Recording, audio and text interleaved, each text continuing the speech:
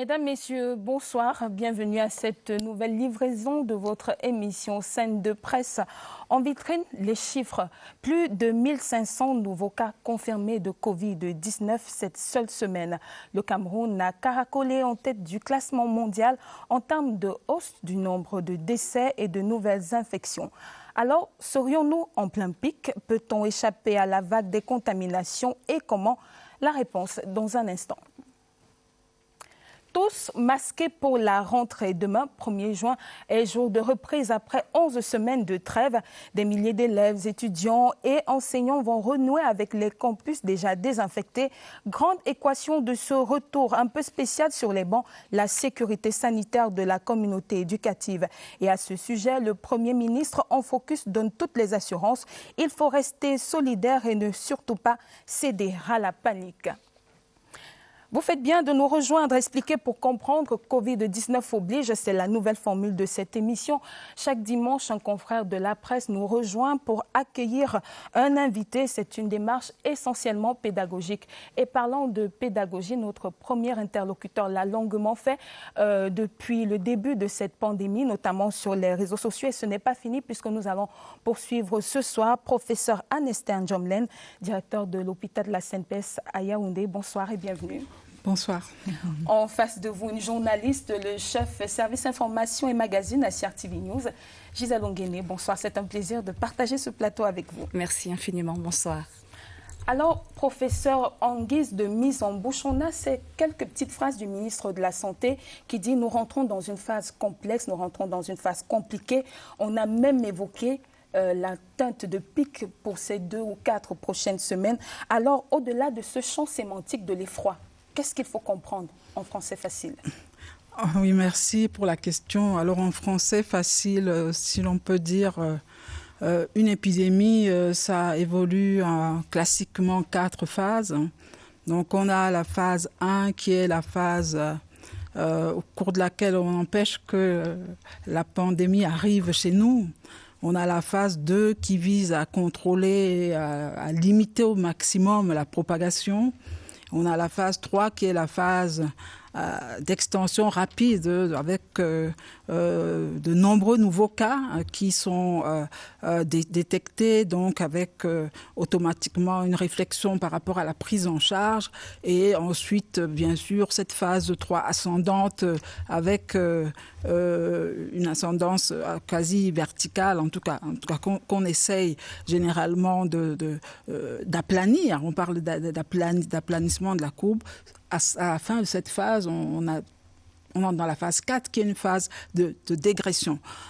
Classiquement, le risque de transmission, quand il est contrôlé, doit permettre de passer en deçà de ce qu'on appelle le R0 inférieur à 1, qui va donc témoigner du fait que le risque de transmission, la probabilité de transmission est en train de se réduire. Donc, on évolue vers l'involution, si on peut dire, de la pandémie. Mais tant qu'on est en phase ascendante, à ce taux où nous nous trouvons, on peut appeler ça complexe, mais je pense que c'est une phase 3 dans laquelle nous sommes. Et donc, à ce moment-là, la riposte doit vraiment cadrer la prise en charge à cause de ces nouveaux cas. Alors, professeur, nous sommes en phase 3. Est-ce qu'il y a une nuance entre la maladie en phase communautaire qu'on a souvent suivie et cette phase 3 dont vous parlez? C'est pareil? Ça veut dire qu'en fait, la propagation se fait effectivement en milieu communautaire, mais de façon active et de façon importante. Mais prof, demain, les classes reprennent. Est-ce qu'on n'est pas pressé de dire phase 3? Bon, la réalité, c'est que de toute façon, même ceux qui sont sur le front sanitaire, en général, toutes les mesures qu'on prend en phase 2 pour limiter la propagation visent généralement à chercher à atténuer la courbe et justement visent à permettre justement au système de santé de se préparer à accueillir les cas. Parce que si on a des pics, on va être débordé. On connaît notre capacité en lit, on connaît notre système. Et donc, actuellement, je crois qu'on a également l'obligation de reprendre, en tout cas, de ne pas perdre une année académique. Et la phase 3 ne veut pas dire qu'on cesse d'empêcher la propagation. Donc, les mesures barrières qui ont été prônées jusqu'ici doivent se poursuivre, mais avec un renforcement au niveau en aval du secteur médico-sanitaire pour les questions de prise en charge plus rapides, à savoir diagnostic plus rapide, traitement plus rapide, référence plus rapide, pour justement, parce que là, à ce niveau-là, il faut limiter la mortalité. Je crois qu'il faut vraiment limiter la mortalité, pas seulement les nouveaux cas, mais il faut limiter la mortalité. Et si on revenait, on s'attardait un peu sur les chiffres, la guerre des chiffres justement. Tout à l'heure, vous avez suivi avec nous, on a parlé de 39 nouveaux cas et puis de 6 décès. Oui, 239 nouveaux cas et de 6 décès. Apparemment, l'homme de la rue, c'est-à-dire le commun des Camerounais, est relativement satisfait sur les chiffres publiés concernant les guérisons, mais reste très dubitatif sur les cas de décès et de contaminés. Qu'est-ce qui pourrait expliquer ce doute ? Je pense qu'en réalité, généralement, au niveau des décès, les données doivent toujours être ajustées. Parce que dans le contexte actuel, par exemple, un certain nombre de décédés suspects vont être prélevés au moment après le décès, en tout cas s'ils décèdent avant qu'on ait pu prélever, ou alors même qu'on a pu prélever, on aura le résultat après. Et donc, forcément, il peut y avoir une différence entre les chiffres. On ne peut pas vraiment agir en instantané en ce qui concerne les décès. C'est peut-être à cause de ça qu'il y a des doutes, mais dans tous les cas, on pense que la problématique des décès est importante. Mais ce qui est important surtout, c'est le cumul. Puisqu'on parle de chiffres, tout au long de cette première partie, nous aurons une présentation du graphique pour cette seule semaine où le Cameroun a enregistré un peu plus de 1500 nouvelles infections. Entre lundi et ce jour, dimanche, on a eu 154, 318, 365, 303, 245 et finalement 239 ce soir. Professeur, est-ce qu'on a l'impression qu'on est sur la courbe ascendante parce qu'on teste plus ou c'est parce que c'est vraiment grave ? Je pense que les deux questions sont importantes. Ce qu'il faut savoir, c'est que actuellement, on teste un peu plus, ça c'est un fait. On a passé le cap des 20 000 tests, mais en principe, le niveau attendu se calcule par rapport au taux de la population en termes de ratio par 1000 habitants et au dernier CITREP, c'est-à-dire le Situational Report de cette pandémie au niveau du Cameroun, le taux pour 1000 habitants était de l'ordre de 0,72. On s'attend à être de l'ordre de 0,72 pour 1000 tests. Et l'estimatif correct se situe déjà au niveau de 5 à 10 pour 1000. C'est pour dire qu'actuellement, on teste plus, mais on teste encore de manière insuffisante. Ça, il faut le dire. Mais nous sommes contents parce que la décentralisation du testing a été annoncée. Également, la mise en place de tests rapides a été faite. Il y a quand même des centres partout. Donc, il faut certainement qu'il y ait un saut également dans le testing en termes de nombre. Mais il faut également savoir que les cas que nous avons et le taux de positivité du test actuellement au Cameroun est encore élevé, de l'ordre de 25%, ce qui ne peut pas traduire quand même la situation en population générale. Ça voudrait dire que pratiquement 7 millions de Camerounais sont atteints, ce qui est pas... a priori, je pense... c'est extrapolé ou Non, je veux dire que les chiffres que nous avons, on comprend, on a à peu près, si on se dit qu'on a entre 5 000 et 6 000 actuellement, on vient de dépasser 20 000 tests, ça correspond à peu près à 30%, mais quand on regarde les courbes du CITREP, on est en positivité de l'ordre de 25 à 30%, ce qui veut dire quoi? Ça veut dire tout simplement que le testing au Cameroun n'est pas encore tellement en tant que tel un test de dépistage. C'est un test beaucoup plus de diagnostic parce que c'est les personnes suspectes qui ont des symptômes, qui vont se présenter et donc forcément la rentabilité du test en termes de positivité est plus élevée. Parce que j'allais justement vous demander si vous êtes au courant qu'il y a des centres où, au lieu d'effectuer le texte sur les personnes, les individus, on leur pose plutôt des questions et quelqu'un peut arriver étant infecté et dans les 72 heures après lesquelles il est censé savoir quel est son statut sérologique, il n'est pas au courant de sa posture. Le problème, c'est que le testing, c'est vrai que c'est une stratégie, mais la capacité à tester également va également dépendre de la phase d'épidémie. Mais normalement, le guideline camerounais a bien sûr recommandé qu'en période normale, toutes les formations sanitaires ont de toute façon un poste avancé déjà de screening où on interroge la personne, on cherche à savoir si elle a des signes et il y a un score qui permet qu'on l'oriente dans le secteur suspect pour ne pas la faire passer dans le secteur normal. Alors certains, maintenant, peuvent être prélevés selon les cas.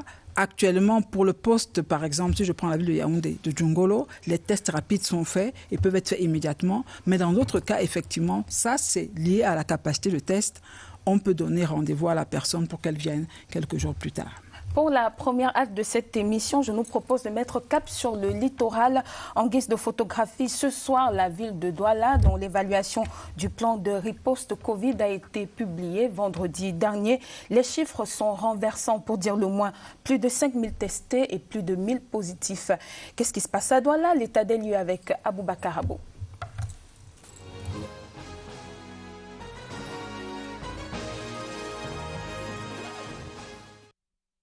Les jours passent, mais on a toujours du mal à s'y faire. Dans les grands carrefours de la métropole économique, la mesure de riposte au Covid-19 tourne en rond. Des attroupements monstres bien au-delà de la barre des personnes sont observés tous les jours. La densité du trafic n'a pas d'1 kilogramme aux heures de pointe. Des visages sans masque, des mains qui se serrent, des corps qui se touchent. Au nom de l'assouplissement des mesures gouvernementales, beaucoup vivent la mort présumée du Covid-19 dans une insouciance troublante. Dans la zone rouge, les 5e, 3e et 2e arrondissements de Douala, lieu de forte concentration humaine, pratiquement 3 500 000 âmes à eux trois. Les quartiers qui les composent sont les plus récalcitrants aux gestes barrières. En toute logique, ils occupent les premières places sur le podium des contaminations enregistrées. Téné, au 29 mai 2020, 5 642 personnes ont été testées à Douala, 1431 personnes positives, soit plus de 25%. 65 personnels de santé se sont infectés, dont 4,54%, 71 décès et une soixantaine de morts suspectes. La cote d'alerte nationale monte, mais la courbe des précautions baisse, ou pour être tout à fait exact et en chute libre, dans la capitale économique. Les occasions de rassemblement désertées auparavant ont retrouvé le plein de leurs invités. Anniversaire, mariage, funérailles, la peur est partie et la conscience avec. Le 5 mai dernier, le Cameroun ne comptait que 2104 cas confirmés du Covid et 64 décès. 3 semaines plus tard, la barre de 5000 cas est franchie, Douala conservant ainsi le triste rôle d'épicentre. C'est à croire que rien n'est fait, que non. Des équipes sanitaires ont été déployées pour sensibiliser, enquêter et détecter les cas suspects dans les quartiers. Un dispositif jusqu'alors efficace et efficient avait été mis en place pour contrôler cette progression et combattre le virus du relâchement des gestes barrières. Mais quand la responsabilité collective est aux abonnés absents, le rêve ne peut être que de courte durée. Le rêve d'une population consciente, résolument engagée dans le verbe et dans l'action, dans la lutte contre le coronavirus. Le cauchemar Corona rôde justement, plus fort que jamais, menaçant d'un sommeil éternel tous ceux qui s'endorment imprudemment en délaissant ces habitudes utiles.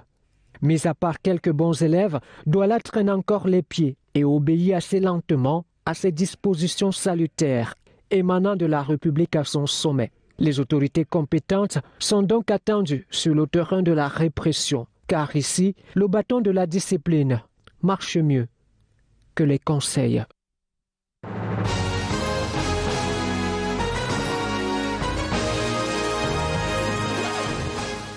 Merci Aboubacar Abo pour cette photographie. Elle est froide, elle est réaliste. Je vous voyais acquiescer, professeur. Réaction après ce zooming? Oui, bien sûr. Je crois que effectivement, ce qui se passe à Douala peut se passer. Enfin, moi, je passe parfois par le marché Kounou. Les gens sont soit inconscients, soit on est étonné de voir des personnes qui s'attroupent, qui sont sans masque. Je pense qu'il faut vraiment, dans la situation actuelle, c'est une guerre où tout le monde doit être impliqué. Je veux dire que d'abord, il faut peut-être qu'il y ait plus de communication sur le bénéfice du masque pour celui qui le porte et pour celui qui est en face. Et dans une situation comme la nôtre, je dis, bon, chacun doit d'ailleurs supposer qu'il est un infecté asymptomatique. Il doit se protéger, il doit mettre le masque pour ne pas contaminer les autres. Et il faut qu'on puisse trouver le moyen d'amener les gens à comprendre que c'est une mesure de prévention capitale dans la limitation de la propagation. Il y a des pays qui ont imposé cela et on a vu que alors qu'ils ont eu leur premier cas en janvier, jusqu'aujourd'hui, les cas ne sont pas multipliés. Donc, de toute façon, pour contenir et pour réduire ce risque de propagation, ce fameux R0, il faut absolument que cette méthode barrière soit appliquée et qu'on trouve le moyen éventuellement de sanctionner ceux qui veulent s'y soustraire. Oui, la gendarmerie et la police avaient bien commencé ce travail lorsqu'on devait fermer les échoppes et les bars à 18h. On voyait bien les policiers et les gendarmes sillonner les rues et forcer les femmes qui vendent les beignets, celles qui brassent le poisson, à plier bagages. Mais on ne comprend pas pourquoi, à ce moment-ci, même dans les marchés qui sont autorisés à continuer à ouvrir au-delà de 18h, la négligence est perceptible. Oui, je pense qu'il faut essayer de faire comme on a fait avec d'autres cas. Hein. C'est-à-dire on trouve des pères éducateurs, on trouve des gens dans les marchés. Parce que souvent, les gens sont plus facilement sensibilisés. Quand on trouve des personnes qui peuvent sensibiliser les autres, il faut trouver le moyen que les gens comprennent cette mesure de prévention qui est capitale. Professeur, apparemment, les pères éducateurs même ne comprennent pas ce qu'il y a à faire. Dans un quartier comme Obamongo, à Ansam, on les voit. Ce qu'ils portent, les chasubles qu'ils portent sont fluorescents. On voit bien prévention contre Covid, mais ils sillonnent les rues principales et ne font pas le porte-à-porte. Ni les épiceries, les dépanneurs dans les quartiers, ils n'entrent pas dans les dépanneurs pour sensibiliser ce qu'on appelle habituellement les boutiquiers. C'est quand même grave, professeur. Oui, ça veut dire que, parce qu'en principe, vous savez, dans la père éducation, il y a des critères pour choisir le père éducateur. C'est-à-dire que lui-même, il doit déjà être compliant au message. Il est porteur du message, il le pratique. Il a une bonne pratique qui le qualifie pour être dans la père éducation pour amener d'autres à le faire. Donc je crois qu'il faut trouver, aujourd'hui il y a ceux qui ont eu une infection, il y a ceux qui sont passés, qui ont une expérience, qui ont été, et qu'il faut trouver le moyen de trouver ces équipes. Peut-être impliquer les chefs de bloc dans les marchés. En plus, enfin, par secteur de marché, par exemple, voir comment responsabiliser. Mais il faut trouver une réponse locale, ce qui est sûr, et impliquer les associations qui peuvent venir aider et mutualiser. Je crois que c'est ce que je peux dire à ce niveau. Mais ce qui est sûr, c'est que ça ne peut pas être facultatif. Vous avez dit réponse locale tantôt, et ça me fait penser au traitement endogène dont parlait le chef de l'État dans son discours récent, avec l'autorisation de Rachel. C'est possible, professeur. Il y a quand même déjà la communauté scientifique nationale qui s'investit et s'emploie à trouver quelques remèdes. Vous savez nous faire la différence entre remèdes, médicaments, solutions, breuvages, pour pallier cette pandémie. Alors, pour ces médicaments, alors ces remèdes qui sont codifiés, on pense à Monseigneur Cléda, à M. Ignanini, à Mme Payot, qui ont quand même mis au point des solutions qui ont fait leurs preuves, d'après leurs propres témoignages et témoignages aussi des personnes dites guéries de symptômes. Qu'est-ce qu'on fait des remèdes séculaires de nos grands-mères qui demandent que dans ce type de cas, parce que c'est des symptômes qui ne sont pas si nouveaux que ça, il faudrait boire un peu des couks, un peu de menjang. Bon, vous savez que dans vos langues maternelles respectives, vous savez exactement à quoi ça correspond, le quinqueliba. Qu'est-ce qu'il faut en faire? C'est là que vous allez nous parler de la question de dosage, de surdosage, d'efficacité qui ne peut pas... Est-ce qu'il ne faut pas prendre compte de la solution? Est-ce qu'il faut vraiment négliger ça? Si ça peut quand même pallier, même aider de manière... On appelle ça effet placebo chez vous, je crois. Oui, tout à fait. Je pense que, enfin, en médecine conventionnelle, bon, un médicament est actif dès lors qu'on a pu mettre en évidence qu'il est plus efficace que le placebo. Et ça, généralement, ça passe par une démarche classique conventionnelle d'essais cliniques randomisés où on compare le médicament proposé, le candidat, à un placebo et en principe également avec une double sécurité qui est celle d'une double insu, c'est-à-dire que celui qui prend le médicament ne sait pas ce qu'il prend et celui qui donne le médicament ne sait pas ce qu'il donne, pour éviter tout biais, et à ce moment-là on peut faire la supériorité par rapport au placebo. Ça c'est pour les médicaments classiques avant qu'effectivement ils soient mis sur le marché et qu'ils soient... Bon, maintenant je crois que le circuit des médicaments traditionnellement a amélioré, les MTA, je pense qu'il y a également une décision présidentielle, c'est organisé, c'est quand même cadré. Il faut bien sûr prouver l'efficacité pharmacologique, le principal. Il faut prouver l'absence de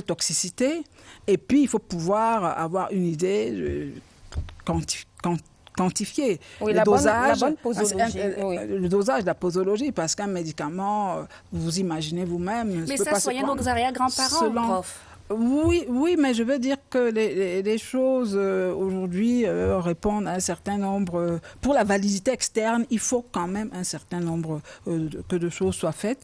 Mais les processus sont Alors, que existent. fait la NOR? Que fait la NOR? La contribution de la NOR, la contribution du MINRESI, le ministère de la Recherche scientifique et de l'Innovation. Et je pense que pour les MTA, il faut passer vraiment justement par le ministère, par l'IMPM par exemple. Il y a également au niveau du ministère Santé, la DPLM, peut-être l'ANACOM, des structures qui peuvent justement valider les candidats. Parce qu'il y a un problème d'abord de validité des candidats et voir un peu comment est-ce qu'on arrive à prouver l'absence de toxicité, la reproductivité, tous ces éléments. Je crois que ça doit être dans le processus. On peut imaginer même des bras, à la limite, un avec le protocole, Monseigneur Cléda, un avec le protocole de Madame Bézélé, par exemple, et voir ce que ça donne, comparé au placebo, forcément. Professeur, on a plusieurs solutions. On va rentrer dans la phase pratique de cet entretien. On envisage un pic sanitaire. Qu'est-ce qu'on fait aujourd'hui? Est-ce que je vais penser à l'hyper angoissé qui nous regarde ce soir et qui se dit on va rentrer dans 2 ou 4 semaines de grosses contaminations? Est-ce qu'il faut se dire s'il se confine, s'il reste chez lui, le mauvais vent va passer? Est-ce que c'est la bonne attitude? Bon, en principe, la pandémie, quand on met des mesures de distanciation, de confinement plus ou moins partielles, vise généralement à préparer le secteur santé. Alors, quand ce secteur santé est préparé, la courbe a été aplanie, il faut bien sûr que les structures de prise en charge soient prêtes à accueillir les patients. Est-ce que c'est le cas? Il faut savoir... Bon, certainement. Je pense que déjà, il y a des structures qui ont été désignées par le ministère de la Santé pour être des structures de prise en charge des cas confirmés. Avec les nouvelles directives du Premier ministre que nous avons suivies dernièrement, il y aura certainement une extension des sites de prise en charge avec des centralisations. L'important actuellement, c'est la mise en réseau et de voir un peu le niveau de référence. Toute structure sanitaire est supposée quand même pouvoir avoir un point de tri pour pouvoir identifier et mettre dans un circuit spécifique les suspects Covid. Oui. Maintenant, quand vous parlez, la personne qui a vu la maladie à 4 stades, il faut quand même le savoir. La maladie à 4 stades, on sait qu'à peu près 80% vont être asymptomatiques. On sait que le stade 1, actuellement, dans nos sites périphériques comme les aires de dégagement, l'EMB, souvent c'est des personnes en stade 1. On sait que ces personnes, selon nos guides nationaux, peuvent également être prises en charge à domicile, mais on sait que dans ces stades précoces de la maladie, il y a toujours un risque d'aggravation vers le 6e, 10e jour. Et c'est ça la clé.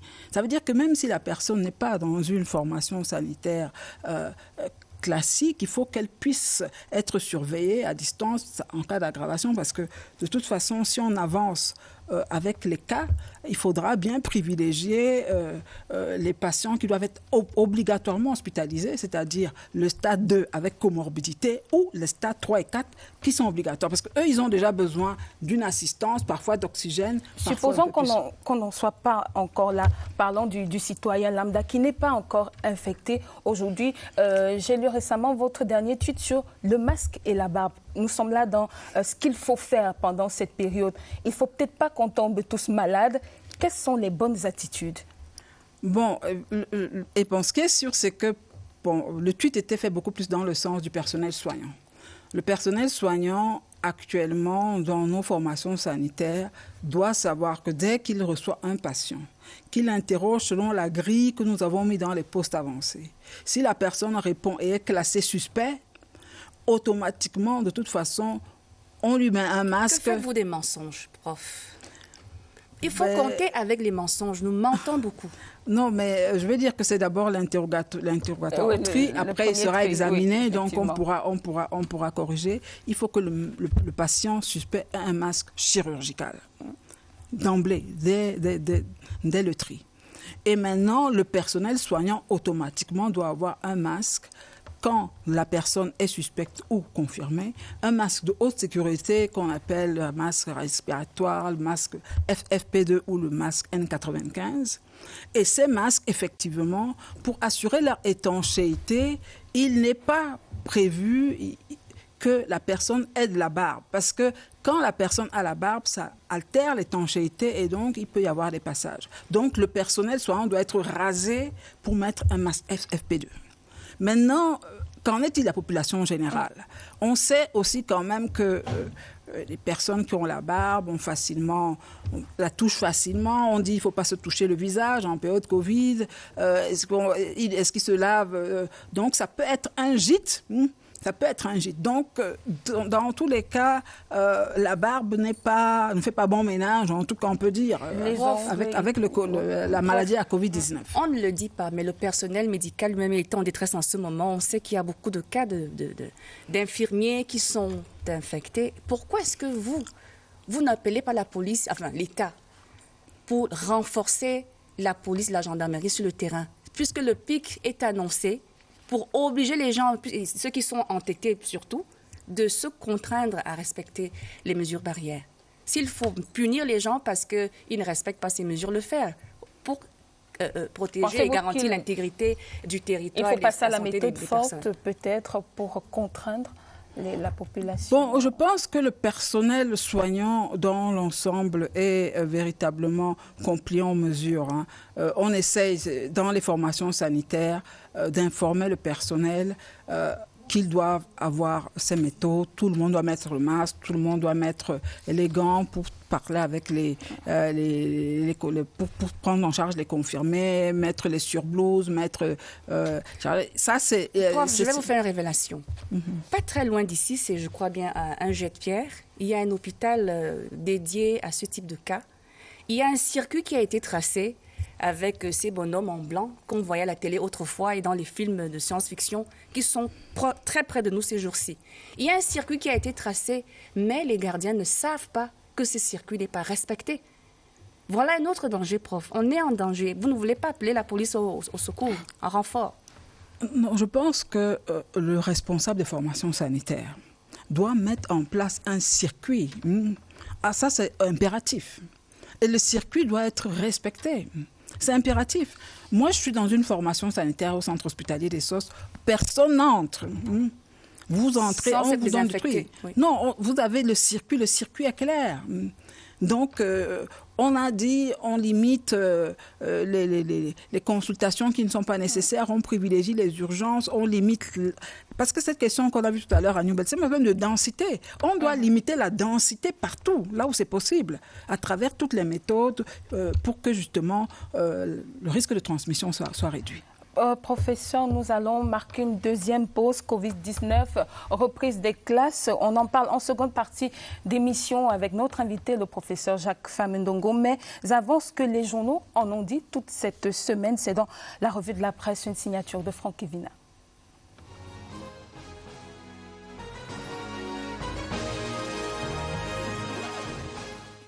Pandémie du coronavirus, riposte renforcée au Cameroun. Cette semaine, dans un conseil de cabinet spécial, le Premier ministre Joseph Diangoutè a fait d'autres prescriptions.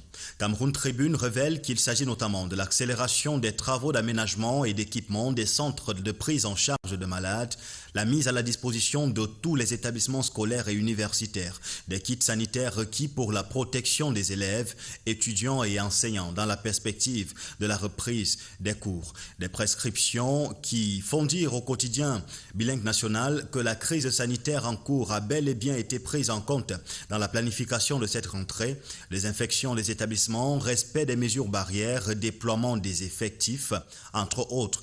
Pas assez convaincant pour le messager qui parle d'ailleurs à ce propos de mesurettes du gouvernement pour la reprise des cours en présentiel. Le journal de Feu Pius Ndiawe oppose ainsi aux orientations gouvernementales les propositions de la Fondation camerounaise des consommateurs, à savoir que seuls les étudiants et les élèves des villes ayant moins de 100 cas devraient reprendre le chemin des classes. Le jour, lui, s'interroge sur la nécessité de ce retour sur les bancs. Le quotidien bleu partage notamment les inquiétudes de certains parents d'élèves, alors que que les responsables en charge de l'éducation tentent de rassurer sur les dispositions préventives prises, des mesures qui ne rassurent pas non plus. La nouvelle expression pour ce journal, les ministres concernés par cette rentrée opèrent un saut dans la nuit en annonçant que les choses vont se passer normalement. Ces membres du gouvernement ne disent pas comment ils vont s'y prendre concrètement, affirme la nouvelle expression. Même sentiment d'insatisfaction exprimé par mutation. Pour le quotidien de la rue de l'aéroport, c'est une reprise de cours au plus qu'imparfait, avec une odeur d'impréparation qui fait craindre de gros risques au moment où l'infection au coronavirus explose au Cameroun. La revue de presse était sur la scène.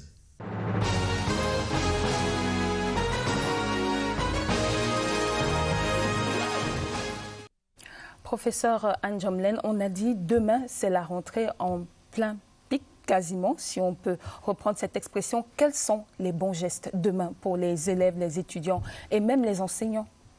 Oui, bon, je pense que les bons gestes, c'est vraiment les gestes barrières qui ont été dits et répétés, et dictés et répétés. Je profite juste de la tribune parce que ça m'a été posé à plusieurs fois comme question. Nous avons quand même, heureusement, dans le schéma proposé pour le primaire, c'est les classes d'examen. Donc, en principe, ce qui est connu aujourd'hui pour le port des masques, c'est vrai que ça ne concerne pas toutes les classes, quand même, le masque n'est pas approprié pour l'enfant de moins de 6 ans, en principe. Donc, les mesures chez les enfants de moins de 6 ans, c'est essentiellement le lavage des mains, répété, qu'on doit leur enseigner, et la distanciation. Mais on sait que, d'une part, ils se touchent très fréquemment le visage, donc ils ne pourront pas garder les masques. Et surtout, chez les enfants encore plus jeunes, ça peut avoir des problèmes. Ils peuvent être gênés pour respirer. Mais ceux concernés par la rentrée demain, ils peuvent mettre des masques, c'est des enfants. Ceux qui ont à partir du CM2, donc ils ont plus de 6 ans, ils vont mettre des masques, ils vont mettre les masques qu'ils vont garder pendant toute la période où ils seront à l'école, je pense, et ils vont laver les mains fréquemment et garder la distance sociale telle que ça a été prescrit, et les enseignants pareil, et donc la distance sociale dans les classes. Distanciation physique. Merci, professeur, pour toutes ces informations. Merci également pour les conseils. Merci à vous, Gisèle, d'avoir partagé avec ce plateau. Demain, la rentrée, on l'a dit, priorité santé pour la communauté éducative. Le gouvernement s'est voulu rassurant. Il ne faut surtout pas céder à la panique. Extrait de la déclaration spéciale du Premier ministre Joseph Dion-Ngouté. C'est en focus de scène de presse.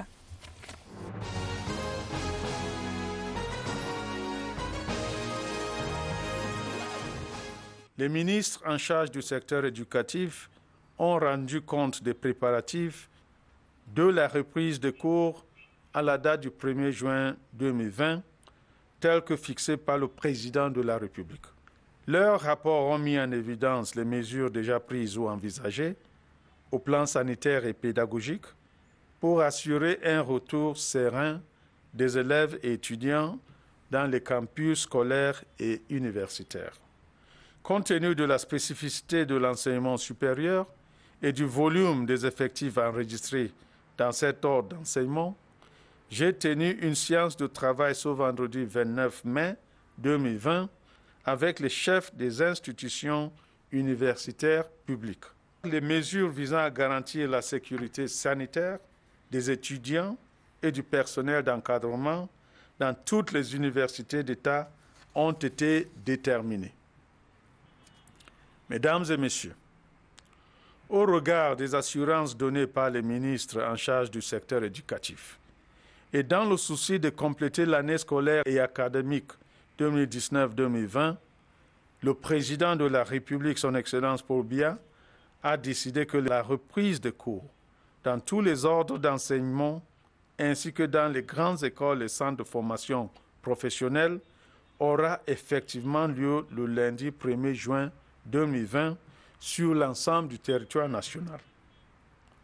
Je tiens à rappeler, s'agissant de l'enseignement primaire, que cette reprise concerne exclusivement les élèves de classe 6 pour le sous-système anglo-saxon et du cours moyen deuxième année pour le sous-système francophone. Concernant l'enseignement secondaire, la reprise des cours se fera de manière progressive, en commençant par les classes de Upper 6th et de terminale dès le 1er juin 2020. Puis suivront les élèves des autres classes d'examen, à savoir les premières et troisièmes pour le sous-système francophone et Form 5 pour le sous-système anglo-saxon. En outre, je précise que les épreuves sportives pratiques prévues dans le cadre des examens officiels de l'enseignement primaire et secondaire sont annulées.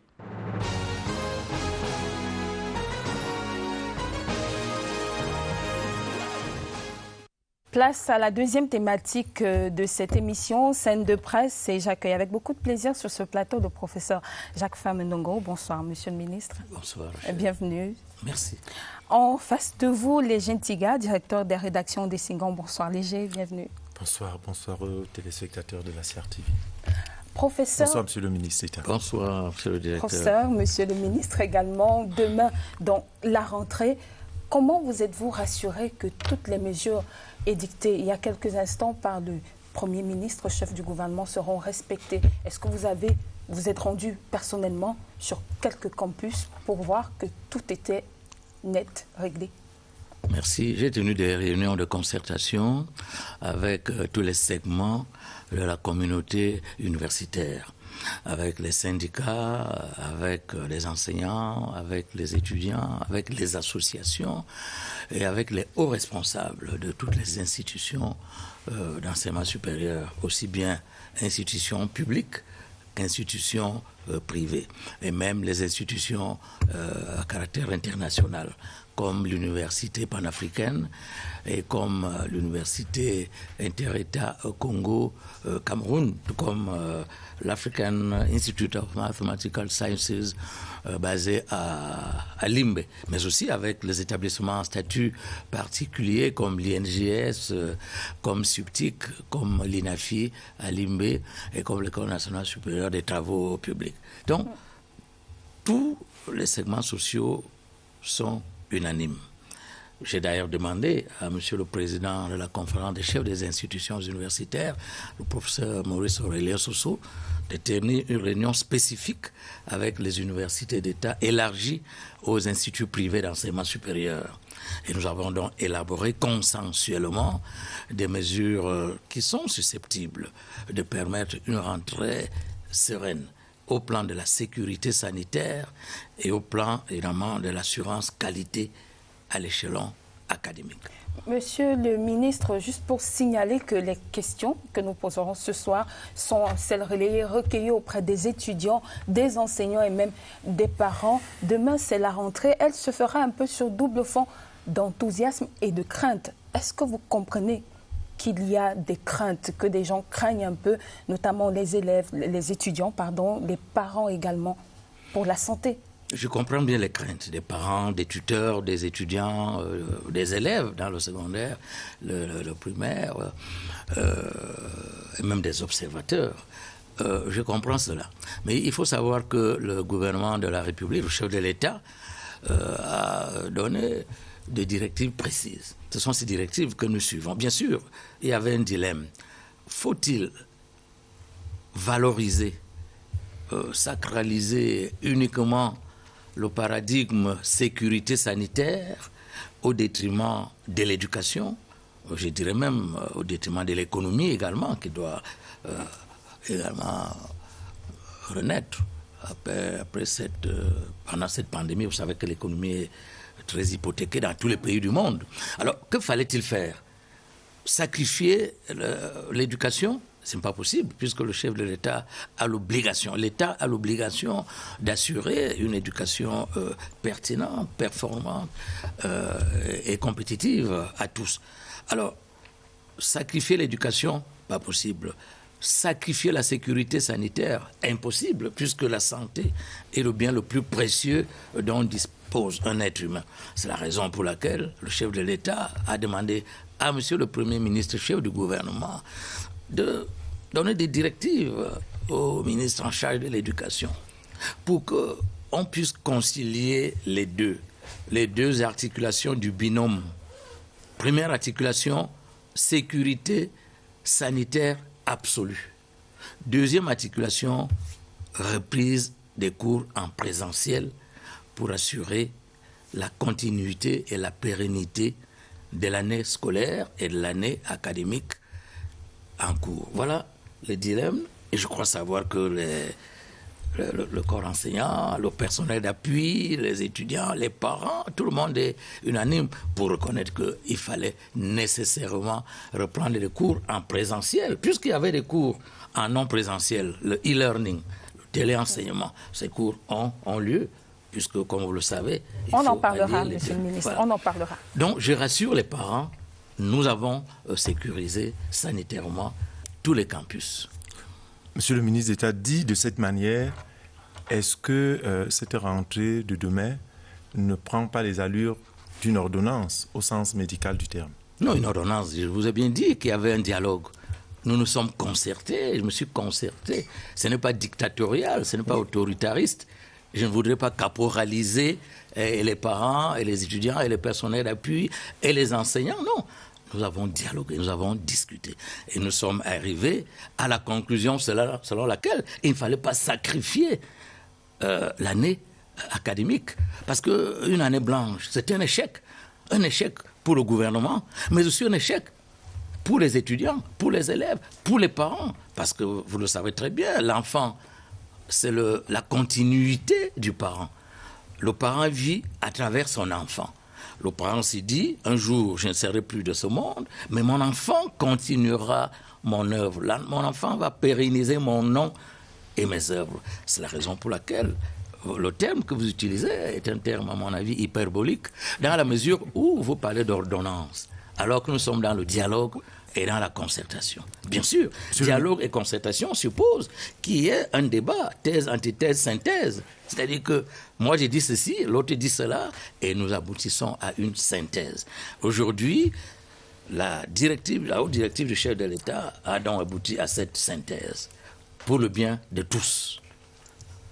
Monsieur le ministre d'État, au plan pratique, comment entrevoyez-vous la journée de demain pour l'étudiant, l'enseignant et l'élève? Parce que c'est tout ça. On refait le parcours de l'étudiant dès demain, dès qu'il est... Alors, je dois préciser que le Premier ministre chef du gouvernement a demandé au ministre d'État, ministre de l'Enseignement supérieur, de mettre l'accent sur la flexibilité du cursus studiorum. C'est-à-dire que chaque université est libre d'organiser cette reprise des cours en présentiel en tenant compte, 1, de la distanciation sociale, bien entendu, 2, de cette sécurité sanitaire qui est absolument nécessaire. Par exemple, chaque amphi, chaque salle de cours, chaque salle de TDTP, chaque labo, tout cela sera désinfecté. Et puis, c'est pas déjà fait? Bien sûr, quand je dis sera, ça veut dire qu'il y a déjà eu une organisation qui aboutit à... Ainsi de suite. Il faudrait également que chaque étudiant ait un masque, bien sûr. Alors, 2 possibilités. Ou bien l'étudiant vient avec son masque, ce qui n'est pas superfétatoire, puisque, comme vous le savez, chacun doit porter un masque dans les lieux publics, ou bien il ne l'a pas et l'université lui donnera un masque. Je précise d'ailleurs que la plupart des ENSET, la plupart des écoles nationales supérieures polytechniques, les IUT, les facultés de sciences, les facultés de médecine fabriquent tous ces outils sanitaires qui sont absolument nécessaires pour sécuriser au plan sanitaire les campus. Alors, c'est quand même un sacré budget. On sait que les étudiants aujourd'hui, l'université, la population estudiantine, c'est près de 420 000. Quand on enlève les licences 1 et 2, c'est un sacré budget. Est-ce que cette mesure vaut pour les universités d'État et leurs écoles également, ainsi que les instituts privés? Alors, je dois préciser que le Premier ministre du gouvernement nous a demandé de reporter à l'année 2021 les Jeux universitaires, le FETUC, le FETUNEC, le FETUC et le salon d'orientation des étudiants. Alors, le budget consacré à ces activités sportives, culturelles et sociales, ce budget sera fléché, orienté vers les activités de sécurisation sanitaire. Voilà comment cela a été résolu. Et vous avez entièrement raison, parce que pour respecter la distanciation sociale, il faut bien que les salles de classe évitent une agglutination exponentielle des étudiants dans un même espace. Le maximum, c'est 50 étudiants. On peut même aller à moins. Donc, il faut démultiplier les salles de cours, ce qui démultiplie, évidemment, l'incidence financière. Mais les recteurs... Comment ça se fait de manière pratique? Parce que vous le dites ainsi, j'essaie de visualiser. On a une salle de chimie, par exemple. Comment est-ce qu'un professeur, un enseignant qui a une salle de 500 élèves, donc il faudra les démultiplier, ça fait, je crois, 10 salles de classe, s'il faut 50 pour une population de 500 élèves. Comment il fait pour donner le cours à ces 500 étudiants au même moment? Essayez de nous expliquer. Alors, on ne donne pas des cours dans un même espace à 500. Sinon, nous transgressons les mesures édictées par le chef de l'État, par l'OMS, relativement à la distanciation sociale. Donc, la priorité des priorités, c'est la sécurité sanitaire. Alors, s'il y a un amphithéâtre, par exemple, de 1500 ou de 2000, qu'est-ce qu'on fait? On subdivise l'amphithéâtre, n'est-ce pas, en plusieurs micro-amphithéâtres. Et dans chaque micro-espace, il y aura donc au maximum 50. On peut également utiliser l'audiovisuel pour que le même cours, mais à des espaces différents, soit dispensé à des étudiants qui ne sont pas les mêmes. Donc, plusieurs astuces ont été identifiées par les recteurs, par les IPES, Instituts privés d'enseignement supérieur, par les établissements à statut particulier comme l'INJS, l'École nationale supérieure des travaux publics, pour éviter justement une agglutination systématique des étudiants dans le même espace. Il s'agit donc de gérer l'espace, le temps et les ressources humaines, logistiques, matérielles et financières. Par exemple, à l'université de Yaoundé 1, demain, on ne commencera pas avec le L1, c'est-à-dire niveau licence, première année, parce qu'ils sont très nombreux. Le recteur a demandé à organiser le cursus Studio Room en commençant par le D, les doctorats, où les effectifs sont les moins nombreux. Ensuite, ce sera le M, le master, et enfin le L. Et là, le L, on subdivise en L1, c'est la première année, évidemment, ils sont les plus nombreux. L2, c'est la deuxième année, le deuxième niveau, c'est ce qu'on dit maintenant dans le système LMD, le deuxième niveau, et puis le L3, le niveau 3. Donc, les recteurs, les hauts responsables des universités sont des hommes et des femmes expérimentés, des hommes et des femmes d'expertise, des hommes et des femmes qui savent s'organiser, qui savent organiser le temps, l'espace et les diverses ressources mises à leur disposition. Donc, je demande aux parents de ne pas avoir peur. Je demande aux étudiants de ne pas craindre. Ils ne vont pas à l'abattoir. On ne les envoie pas à l'abattoir. On ne les envoie pas là où ils iront mourir. Au contraire, nous avons pris toutes les dispositions, les hauts responsables des universités ont pris toutes les dispositions pour que la rentrée soit une rentrée sereine, une rentrée calme, une rentrée sanitairement sécurisée, mais en respectant les impératifs catégoriques de l'assurance qualité. C'est la norme de la pédagogie universelle. Revenant sur la question des moyens et de la prise en charge de cette opération, Monsieur le ministre, il y a une préoccupation qui est lancinante, notamment au niveau des privés, c'est la prise en charge, c'est le coût de ces différentes mesures. Rachel vient de le dire, une classe initialement de 500 étudiants devrait être divisée en 50, ça fait 10 classes supplémentaires. Pouvez-vous rassurer l'opinion, les enseignants et les dirigeants de ces établissements privés qu'il y a un financement spécial pour cela? Non, je ne peux pas dire qu'il y a un financement spécial. Qui va supporter je ne peux pas faire de la démagogie, parce qu'il faut d'ailleurs préciser que les IPES, contrairement aux universités d'État, les IPES ont la possibilité de faire jouer la loi économique de l'offre et de la demande. C'est-à-dire que si un institut privé d'enseignement supérieur estime qu'il faille fixer à 1,5 million les droits universitaires par an, il en a la latitude.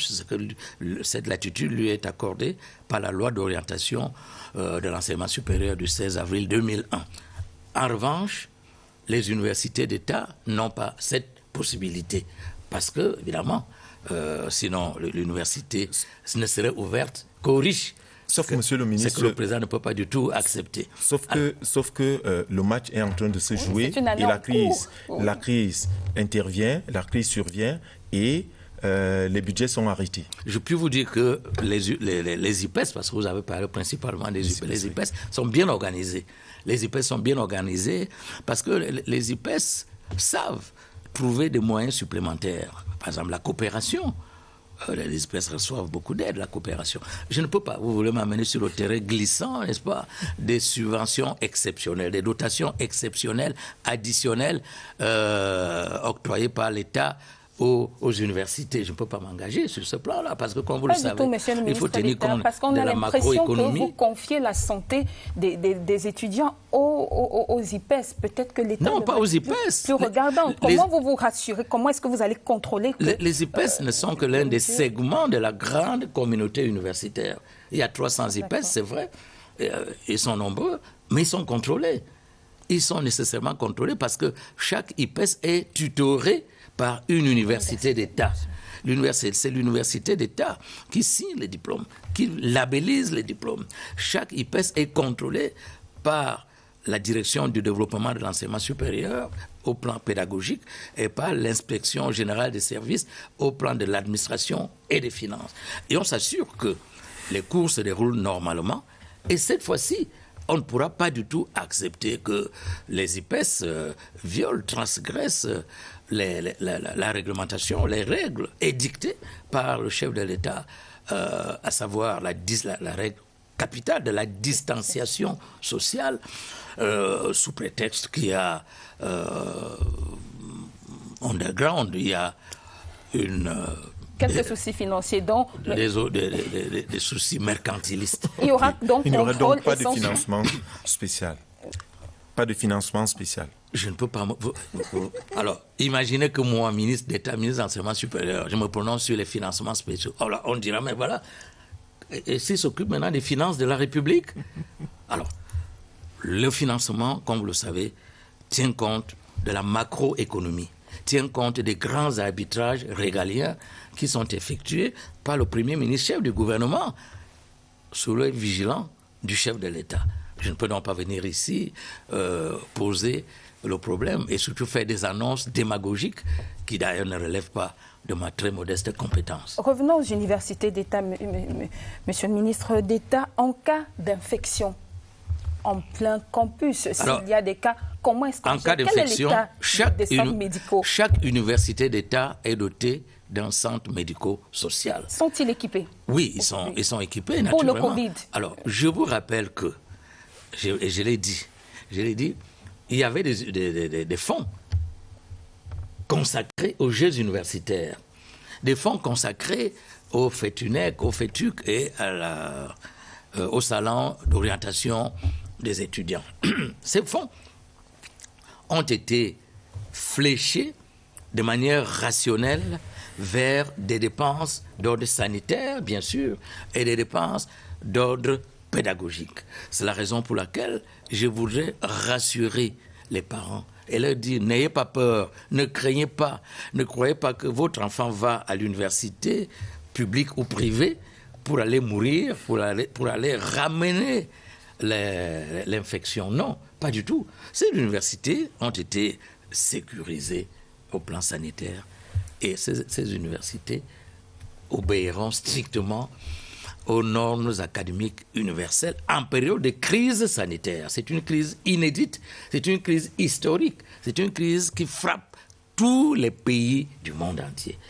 Et, je l'ai dit, les recteurs, les responsables des universités d'État sont des managers avisés, compétents, soucieux de la pérennisation des deux termes du binôme. L'assurance qualité au plan universitaire au plan de la pédagogie et l'assurance heuristique, bien sûr, la recherche qui se poursuit et la sécurisation sanitaire des campus. Sans vouloir susciter la psychose, Monsieur le ministre d'État, vous êtes certainement au courant de la situation du Japon, où il y a eu reprise des cours, mais pour rentrer rapidement aussi à la maison. Si tant est qu'au Cameroun, les autorités sanitaires annoncent pour les prochains jours le pic de l'épidémie, et donc qui pourrait amener les parents à ramener les enfants à la maison. Qu'est-ce que vous faites concrètement pour que cela n'arrive pas? Alors, vous citez le Japon, vous aurez pu citer d'autres pays comme la France, où les cours ont bel et bien repris le 11 mai et les choses se passent. Mais pas en totalité, Monsieur le ministre d'État. Oui, mais oui, même ici, ce n'est pas en totalité. Je vous dis que, par exemple, pour le primaire, comme vous le voyez, c'est le cours moyen 2, classique, c'est bien ça. Pour le secondaire, vous savez également que c'est le BPC, le CAP, le haut level et l'advanced level. Et puis d'ailleurs, par exemple, pour le secondaire, demain, c'est bien ça, demain lundi, ne reprennent que les classes terminales. C'est ce que Madame Nalo Valionga a déclaré. Les autres classes reprendront à partir de jeudi. Donc vous voyez qu'il y a une volonté de rationalisation de la gestion du temps et de la gestion de l'espace. Je ne sache pas que au Cameroun, nous puissions arriver à cette situation apocalyptique que vous décrivez. Ce n'est pas nous, ce sont les autorités sanitaires qui parlent du pic de l'épidémie à venir. Alors, le pic de l'épidémie est à venir. La seule chose à faire, c'est de respecter les mesures barrières. Il faut respecter les mesures barrières. Dès qu'on respecte les mesures barrières, par exemple, se laver les mains, c'est quand même une opération élémentaire. C'est l'hygiène vraiment la plus élémentaire. Porter son masque, se faire tester, parce qu'il y a des thermoflash dans toutes les universités et dans tous les IPS, il y aura des thermoflash pour tester justement les étudiants qui arrivent. Il suffit donc de respecter toutes ces mesures barrières, comme le recommande l'OMS, comme le recommande le chef de l'État, le Premier ministre, le ministre de la Santé publique et toutes les autres autorités du Cameroun. Et on évitera. Pourquoi il y a eu cette montée exponentielle? C'est tout simplement parce que certains Camerounais sont indisciplinés. Il suffit de respecter la discipline, il suffit de respecter les normes édictées par le chef de l'État, le Premier ministre, le ministre de la Santé, l'OMS, et on n'aura pas de problème catastrophique. Je ne voudrais surtout pas que les parents disent « Si j'envoie mon enfant demain à l'école, il mourra, ou bien il va ramener une infection. » Non. Et d'ailleurs, il faut préciser que l'enfant peut prendre un taxi. Effectivement, nous allions vous poser cette question. Tout ça, c'est le chemin de l'école, Monsieur le ministre d'État. Que fait-on de l'environnement? Tout cela fait partie du chemin de l'école. Au campus, l'étudiant emprunte un quart de transport en commun. Est-ce que ces acteurs périphériques font partie du plan de riposte? Ce sont même des acteurs centraux. Si nous prenons le cas de la maison, le domicile, là où vit l'enfant. Mais il faut nécessairement que dans son domicile, le papa et la maman veillent sur l'application stricte des mesures barrières. Ça commence à la maison. Ça, c'est même le noyau central. Ensuite, il y a donc l'itinéraire que suit l'étudiant. Il peut venir à pied. Là aussi, s'il rencontre des gens qui ne portent pas de masque et qui sont peut-être asymptomatiques, c'est-à-dire qui ne font pas la maladie, des visous, mais qui portent le virus, mais ces gens peuvent lui transmettre le virus tout simplement parce qu'eux, ils ne portent pas de masque. Et lui aussi, avant d'aller à l'université, ne porte pas de masque. Il y a dans le taxi, il y a la moto-taxi, et ainsi de suite. Alors, c'est une longue chaîne. Et les universités s'occupent prioritairement des campus. Et nous souhaitons donc que la longue chaîne respecte donc également les mesures barrières que vous-même, chaque fois, vous rappelez ici à la CRTV, dans les journaux. Je lisais Essingan il y a un instant, et vous revenez sur tous ces problèmes-là. C'est une crise sanitaire qui est planétaire, qui est inédite, qui est historique. Et il faut donc que chacun prenne sa part. C'est un peu comme disent les juristes, un contrat synallagmatique. C'est-à-dire que vous avez des droit à l'éducation, l'enfant a le droit à l'éducation, mais il a aussi des devoirs. Devoir de porter son masque, devoir de se laver les mains. Si ce n'est pas fait, y a-t-il des méthodes pour contraindre les étudiants? Bien sûr, il y a des méthodes pour contraindre les étudiants. Mais puisque les recteurs sont là, les responsables des établissements sont là, Feront-ils la police derrière chaque étudiant, dans les amphis, dans les salles? Dans chaque université, il y a ce qu'on appelle une police campus. Et cette police campus prendra des dispositions. Et au-delà de la police campus, il y a même l'organisation endogène au niveau de chaque université. Et justement, ne croyez pas que les hauts responsables des universités soient des irresponsables. Ils savent très bien qu'ils ont là, à partir de demain, le destin des étudiants, le destin des élèves, s'agissant de l'école maternelle, primaire, secondaire, et même des écoles professionnelles. N'oublions pas qu'il y a également des SAR SM, qu'il y a des centres de formation professionnelle. Donc, ils sont conscients, ils sont responsables. Ce ne sont pas des gens laxistes, permissifs, non. Ils savent qu'ils ont le destin en main. Mais attention, ils ne peuvent pas faire plus que ce qu'ils pourraient faire. Parce que si l'enfant vient déjà étant infecté, à partir du taxi, à partir de la moto, à partir même de la marche à pied, à partir même de sa maison, au cas où les règles ne seraient pas respectées, naturellement, au niveau de l'université, au niveau des campus, on ne constatera que l'infection. Et attention, nous prenons rapidement, on n'est pas défaitiste, on prend rapidement des dispositions pour que cet enfant, cet étudiant déjà suspect, qui est peut-être symptomatique, on voit les symptômes, puisse être rapidement pris en charge au niveau Quelles dispositions pour être pratique, monsieur? Il y a un centre médico-social. Qu'est-ce qu'on y fait quand on va accueillir l'étudiant? Alors, l'étudiant arrive, on sent manifestement qu'il est porteur du virus parce qu'il y a des symptômes, les troubles respiratoires, une grande fièvre, la fatigue généralisée, tout ce que nous savons déjà. Premier soin, les soins d'urgence, les soins de base, là, au centre médico-social. Mais attention, on ne peut pas se contenter du centre médico-social, ce n'est qu'une instance de base. Non. Immédiatement, on l'amène là où il faut l'amener, au niveau des hôpitaux des districts ou des hôpitaux régionaux, ou encore au niveau des hôpitaux généraux. Jusque-là, nous n'avons parlé que des étudiants, nos enfants, nous en sommes préoccupés, mais nous laissons de côté les enseignants qui ont émis, et j'en suis, qui ont émis le vœu de bénéficier des tests systématisés. Est-ce que le gouvernement a pris cette préoccupation? Alors, au niveau des universités, cela sera fait. Les recteurs, vous avez suivi, par exemple, aujourd'hui, le recteur de l'université de Douala ont pris des dispositions. Vous suivez tout ce qui se fait. Tous les recteurs sont passés quasiment ici, mais aussi dans d'autres chaînes de radio et de télévision, mais aussi à travers des réseaux sociaux, pour montrer ce qu'ils ont déjà prévu, ce qu'ils ont déjà fait.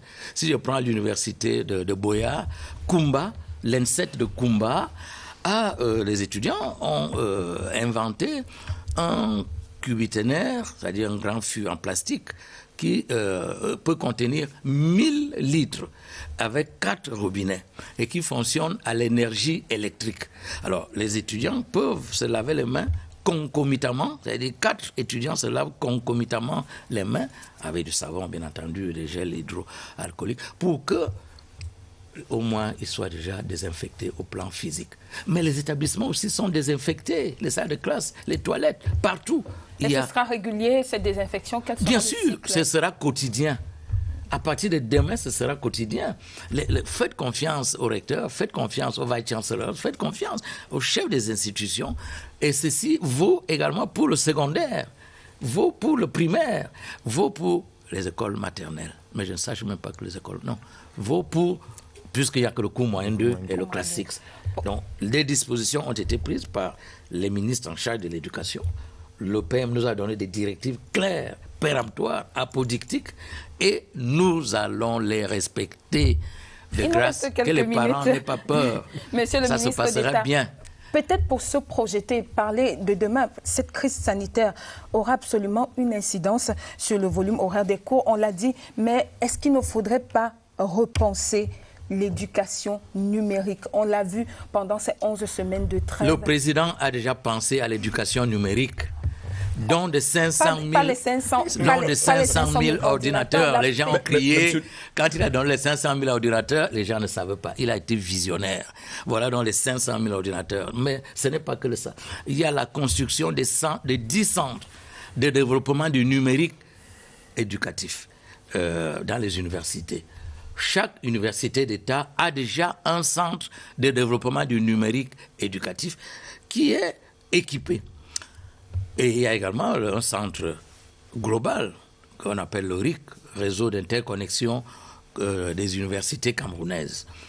Donc, le numérique est déjà une réalité dans les universités. Les gens ne le savent pas. Il faut peut-être l'améliorer parce qu'on a eu l'expérience des cours en non présentiel. Est-ce que vous avez eu le temps d'évaluer peut-être voilà, justement, c'est ce que je voulais demander. De ces Quel cours? bilan faites-vous? D'autres le disent très mitigé. Pourquoi mitigé? Les cours sont numérisés.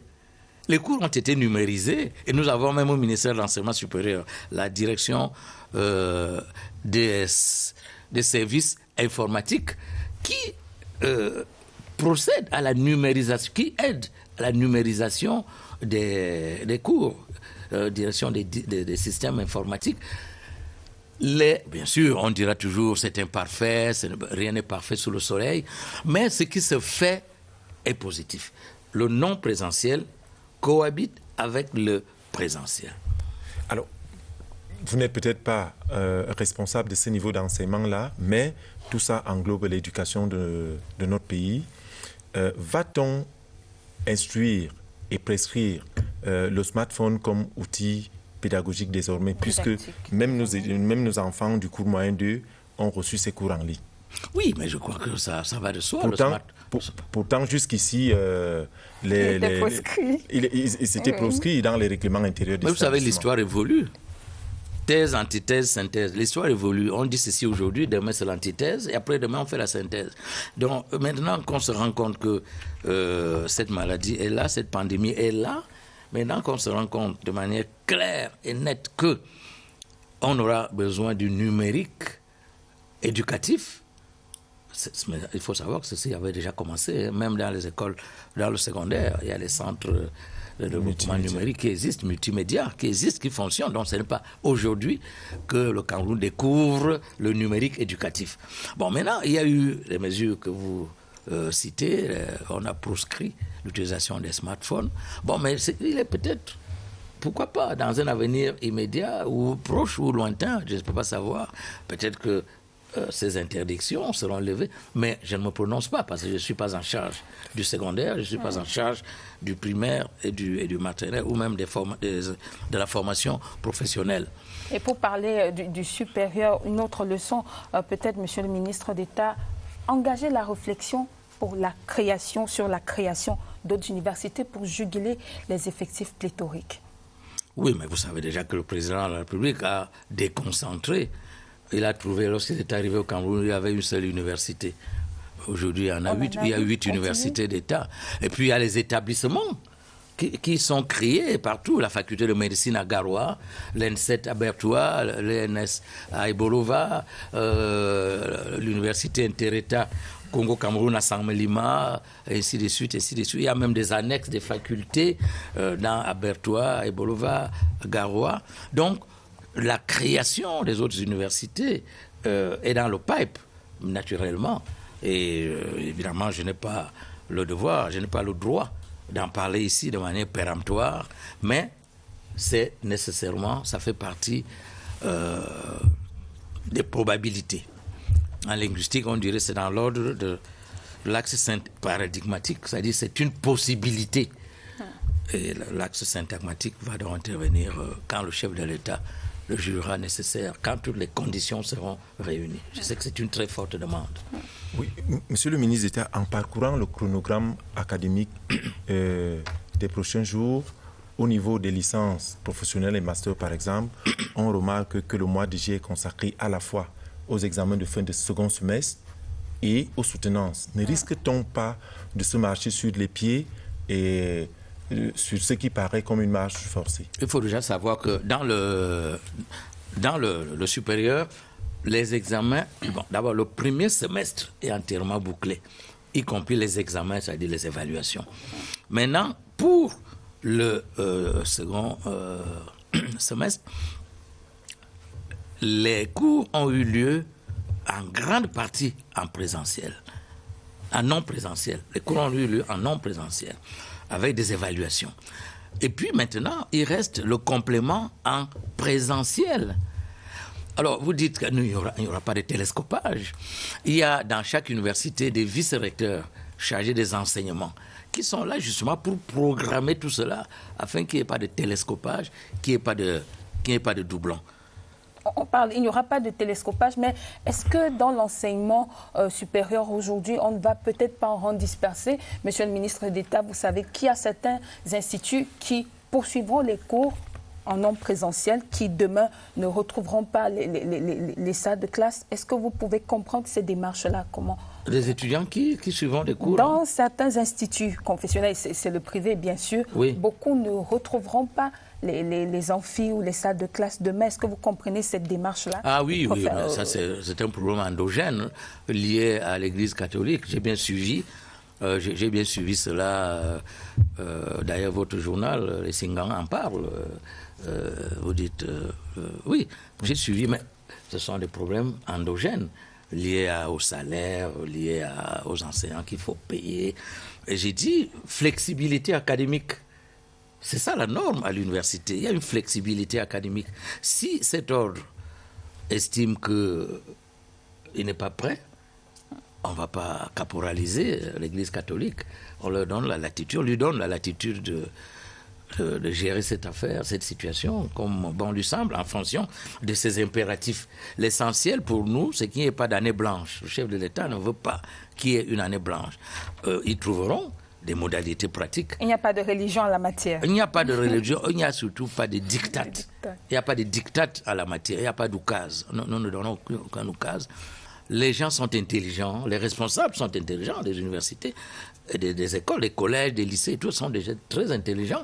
Ils savent s'adapter, ils savent créer des conditions telles que les enfants puissent trouver leur compte. 1, au plan sanitaire, 2, au plan scolaire et académique. Merci, Monsieur le ministre d'État. Nous allons revenir. D'abord, quels sont les titres en vitrine demain en kiosque pour les unes du lundi? J'accueille sur ce plateau Régine Gladys Le Bouddha. Bonsoir, Régine. Bonsoir, Rachel, et bien bonsoir à nos chers panélistes. Bonsoir, madame. Alors, dans vos kiosques, ce lundi, jour de rentrée en une de Cameroun Tribune, l'école se déconfine par palier dès demain donc avec la rentrée des élèves de CM2 et de classe 6 pour le primaire et le retour en salle pour les classes de terminale et de upper sixth. Vous retrouverez en dossier la palette de mesures et d'actions initiées pour une rentrée sécurisée. À lire demain également dans le quotidien de Marie-Claire Nana, l'interview exclusive du ministre de la fonction publique et de la réforme administrative, Joseph Lay, qui confirme la continuité du service public malgré la pandémie de Covid-19. Alerte danger en tribune de intégration. L'hebdomadaire analyse les enjeux et périls de la rentrée scolaire et universitaire au Cameroun dans un contexte de pic de la contamination communautaire. Vous y lirez également quelques projections de l'après-Covid-19, quelles pistes de relance économique pour l'Afrique centrale. C'est à lire demain dans l'hebdomadaire Intégration de Star. Demain, ce lundi, vous propose un résumé de l'avancée de la pandémie de Covid-19 au Cameroun. Au lendemain des 30 ans du Social Democratic Front, le journal relaie cette réorganisation du parti de Ni John Frondi dans le département de Lamemé. Et ce chiffre plutôt inquiétant en une de Star, à comprendre dans le journal, 4 bâtiments administratifs brûlés ou pris pour cible à Limbé pour le seul mois de mai 2020. Explication donc que vous retrouverez dans le journal de Star. Mutation ce lundi vous téléporte à Minkan, c'est dans la région du Sud, à la rencontre d'un dur à cuire. En ouverture du quotidien, le portrait de Sa Majesté Calvin Bambon, le chef traditionnel qui a secoué la toile ces dernières semaines lors de la remise du don présidentiel dans la villa. Éco Matin de demain, lundi, vous rapporte les négociations négociations entre Yaoundé et Pékin. Vous lirez en page 3 du journal les tractations pour un report de la dette due à l'Empire du Milieu pour la période du 1er mai au 31 décembre 2020. La Chine occupe également la colonne de une de l'économie.